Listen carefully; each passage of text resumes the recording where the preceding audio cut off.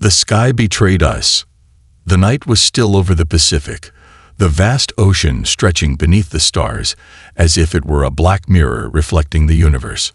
On board the ISS-21, Earth's most advanced orbital research station, Dr. Adrian Foster leaned over his console, his fingers hovering over the keyboard as he reviewed the latest deep space scans. For months, his team had been tracking strange gravitational anomalies at the edge of the solar system. Minor fluctuations, small distortions in space-time, the kind that made physicists restless.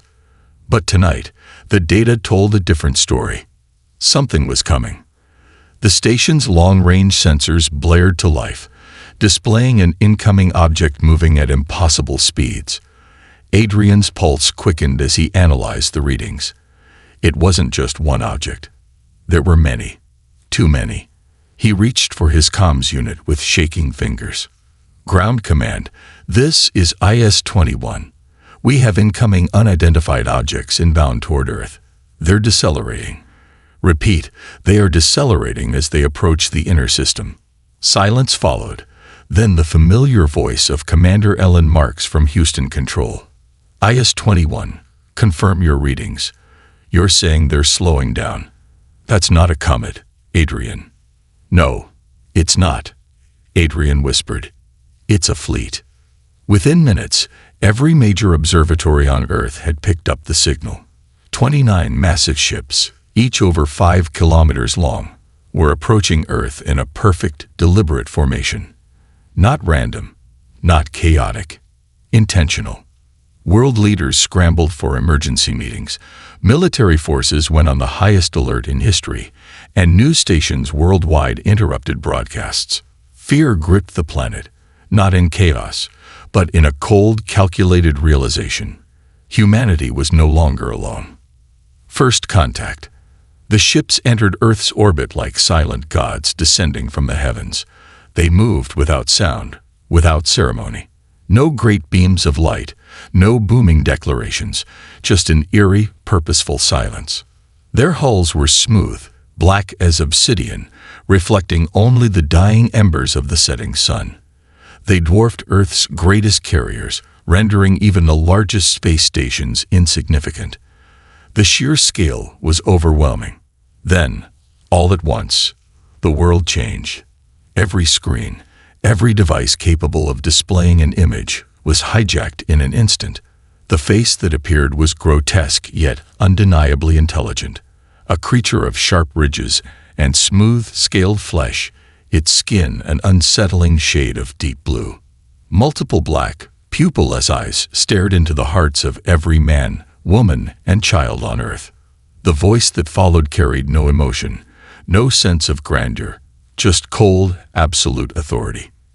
People of Earth, we are the Vakar Dominion. We have observed your species for over a century. Your history speaks of conquest, war, destruction. You are a race incapable of unity, incapable of peace.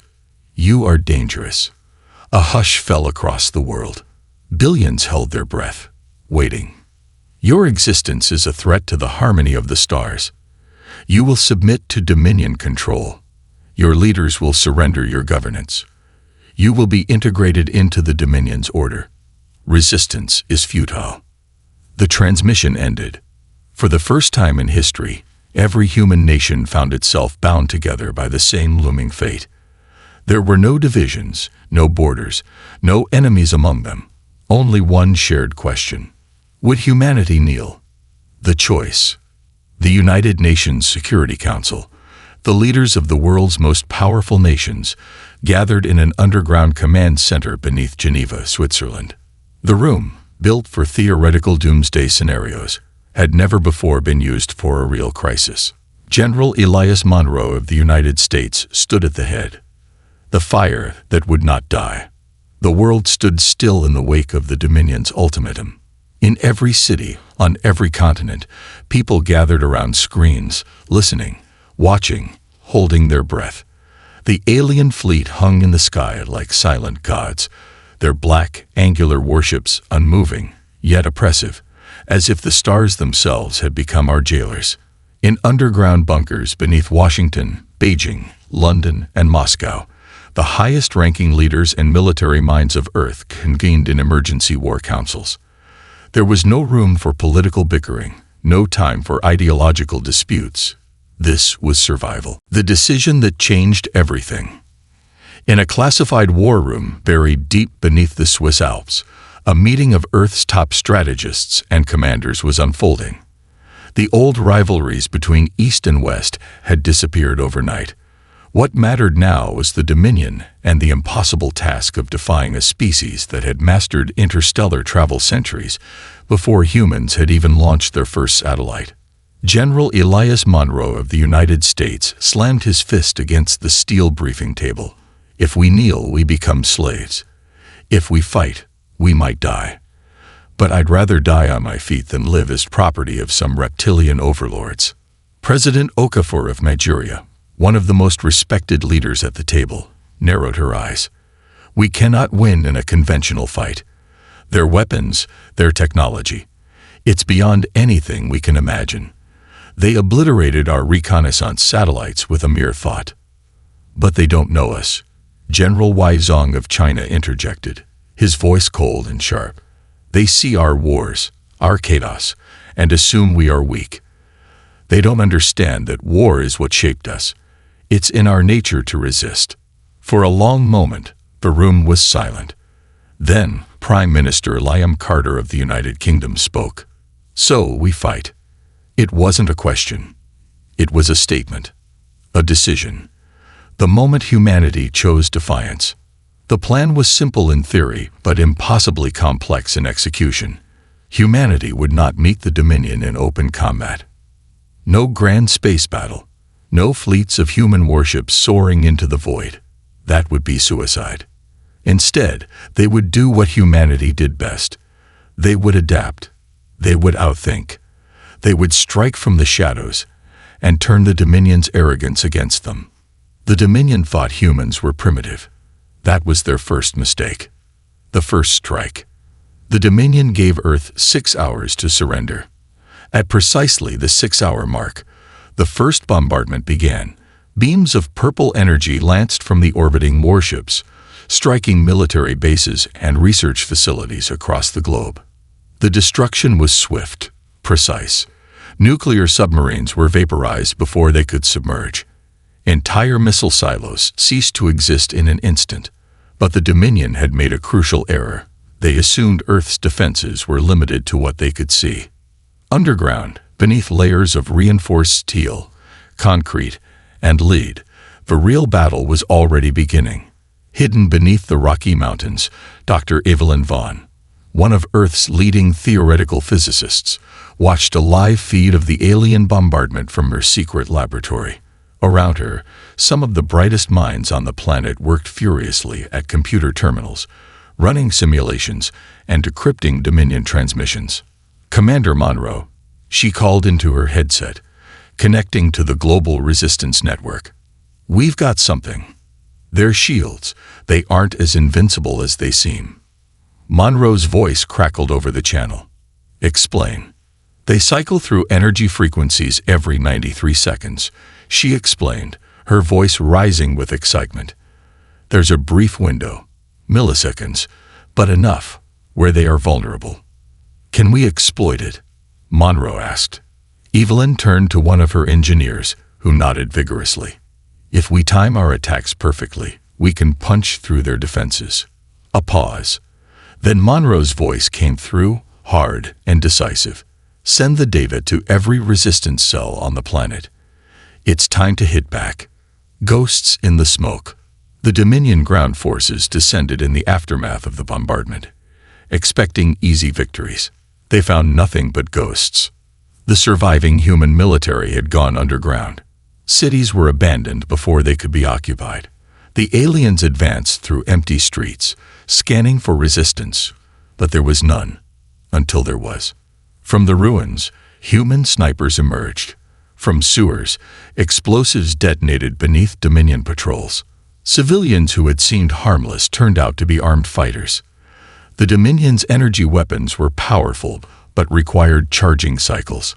Humanity's bullets, knives, and homemade explosives did not. The streets of Paris became a death trap, with human forces striking from the catacombs below. The subways of Tokyo turned into a maze of tunnels where Dominion troops were hunted. The frozen tundras of Siberia became a nightmare for their ground forces, where soldiers and survivalists alike turned the landscape into a graveyard. Humanity did not fight as a unified army. They fought like insurgents, like revolutionaries, like wolves in the dark. The Dominion expected a planetary war of grand armies.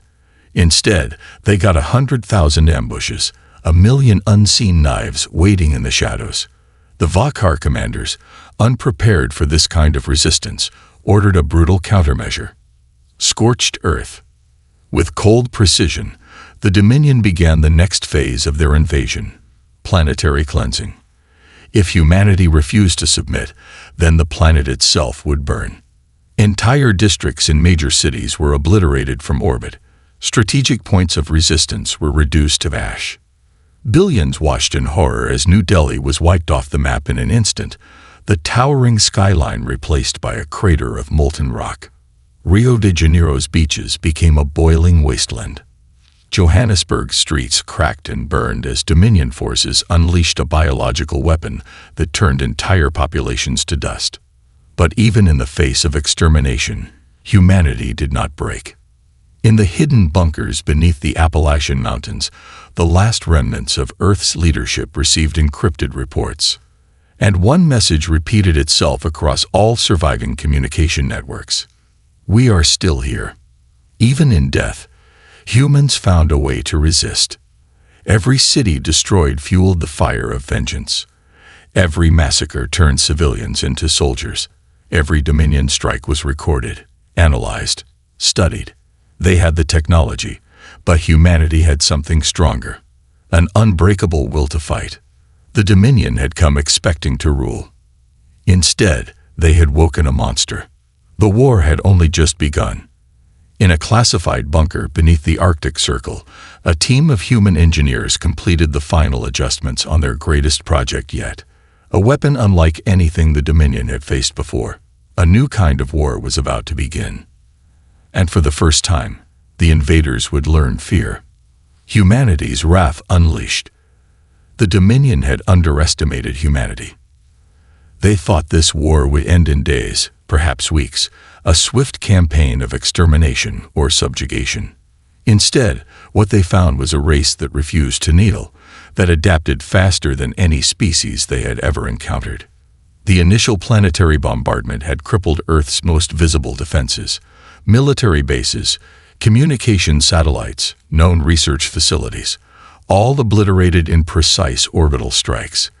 But humanity had planned for this. They had hidden their most critical assets deep beneath the surface, in mountain bunkers, underground cities, and secret military installations that even their own governments had once kept classified. The war was far from over. The Phantom Fleet awakens.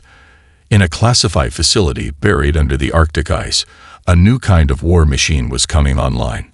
Project Revenant, Earth's last, most desperate gamble, had been in development for years.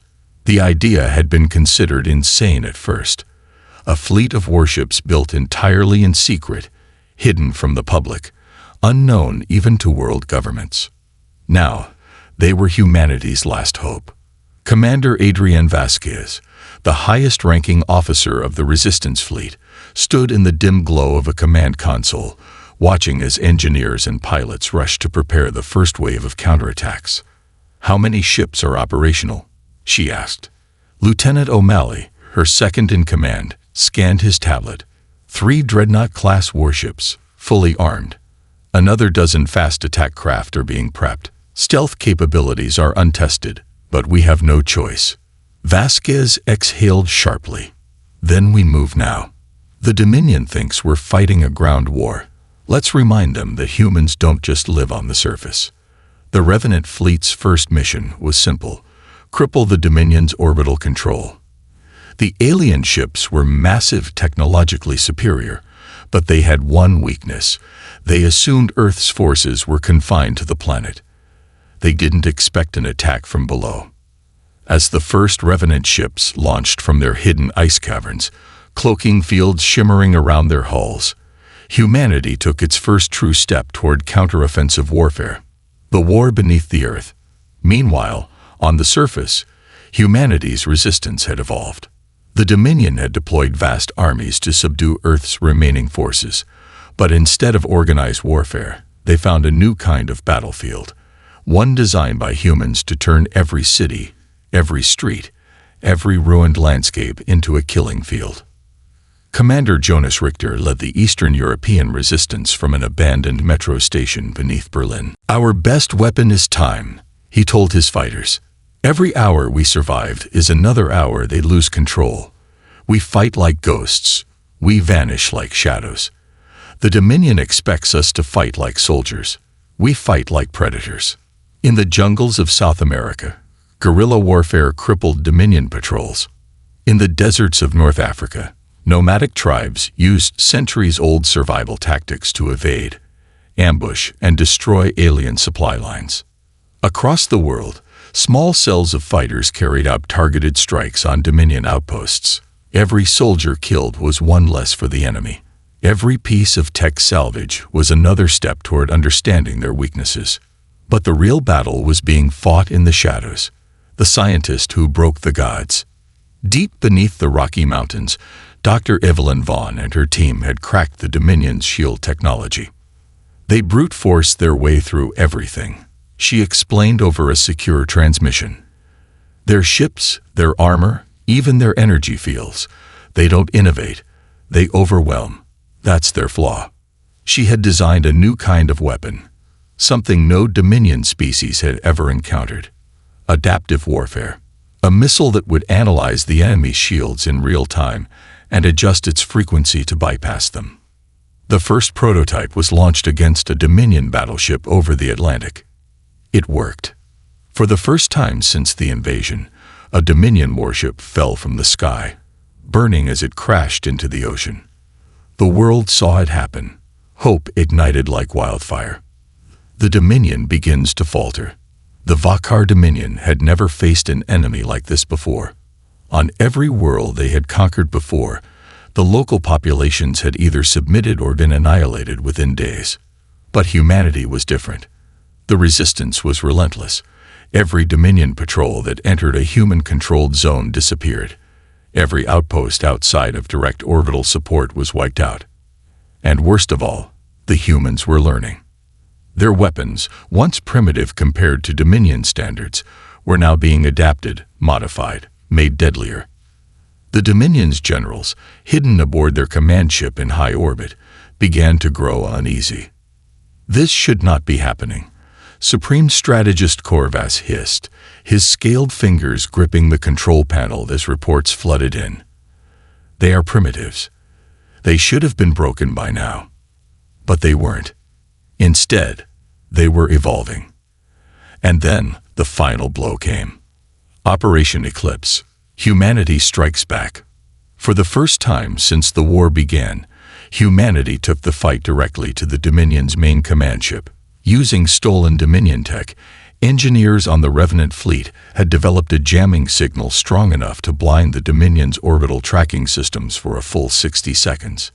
60 seconds was all they needed. The Revenant warships emerged from the ice and launched a surprise assault, missiles and railgun rams tearing into the Dominion fleet. On the ground, resistance forces coordinated massive, simultaneous uprisings in every occupied city, forcing the Dominion's troops into chaos. For the first time since they arrived, the Dominion realized they were losing control. And humanity wasn't done yet. The turning point. As the Dominion fleet scrambled to reposition, they were caught off guard by a final devastating surprise. Project Revenant had one last secret: a captured Dominion warship. Using stolen technology, human engineers had reprogrammed the ship's systems, turning it against its former masters. The stolen warship launched directly into the Dominion's flagship, delivering a payload designed to disable its command systems. The flagship, the heart of the Dominion's invasion force, went dark. Panic spread through the Dominion ranks. And at that moment, humanity struck with everything they had. Every hidden missile, every last remaining warplane, every surviving warship, all unleashed at once. The Dominion's once invincible fleet was now on the defensive. For the first time, the tide of war had turned. A message to the stars. As the battle raged, Earth's leaders sent one final transmission to the Dominion High Command. A simple message. We are not prey. We are not slaves. We are humanity. And we do not surrender. The war was not over. But for the first time, humanity had made the gods bleed. And soon, they would make them fall.